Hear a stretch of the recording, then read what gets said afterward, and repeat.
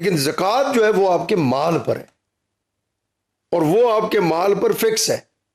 صحیح. جتنا آپ کے پاس مال ہے اتنی آپ زکوٰۃ دیں گے 2.5% کے حساب سے. آپ اندازہ لگائیں کہ ایک آپ کو آسان حال بتا دیتا ہوں پیسوں میں کیلکولیٹ کر کے، 1,00,000 روپے پر 2,500 روپے آپ دیں گے اوکے. زکوٰۃ. اب آپ آگے دیکھ لیں گے آپ کے پاس 50 لاکھ ہے، 1 کروڑ ہے، 50 کروڑ ہے، جتنا جتنا وہ بڑھتا جائے گا اتنی اتنی زکوٰۃ بڑھتی جائے گی، اور آپ کو زکوٰۃ اس پر دینی پڑے گی. صحیح.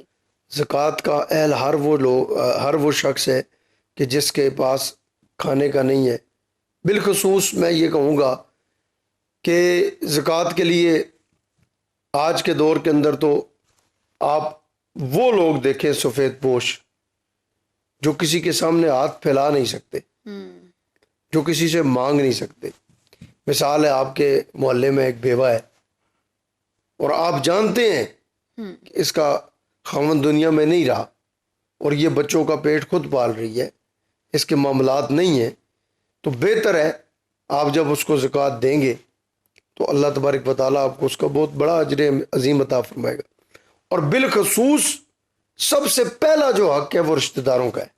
ایگزیکٹلی میں یہی بات کہنا چاہتی تھی کہ ہم لوگ جو ہیں جب بھی دینے کے معاملے میں کچھ لوگ ہیں بہت دے رہے ہوتے ہیں، جی لیکن وہ اپنے رشتہ داروں کو نہیں دیتے، سمہا ان کو وہ نظر ہی نہیں آتے. تو اس کے لیے تو بڑا کلیئر احکامات ہیں اسلام میں. یہی میں آپ کو بات میں کر رہا تھا نا کہ جس وقت آپ کو پتہ ہے آپ کے رشتہ داروں کی کنڈیشن آپ سے بہتر کوئی نہیں جانتا جتنا آپ جانتے ہیں.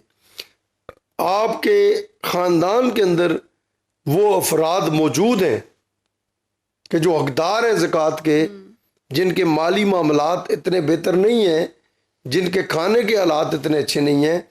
آپ جتنی مرضی باہر تقسیم کریں آپ سے پوچھ ضرور ہوگی کہ جب آپ کو یہ معلوم تھا کہ ہمارا فلاں رشتہ دار اس قابل نہیں ہے اور اسے ہم زکوٰۃ دیں تو آپ نے کیوں نہیں دی.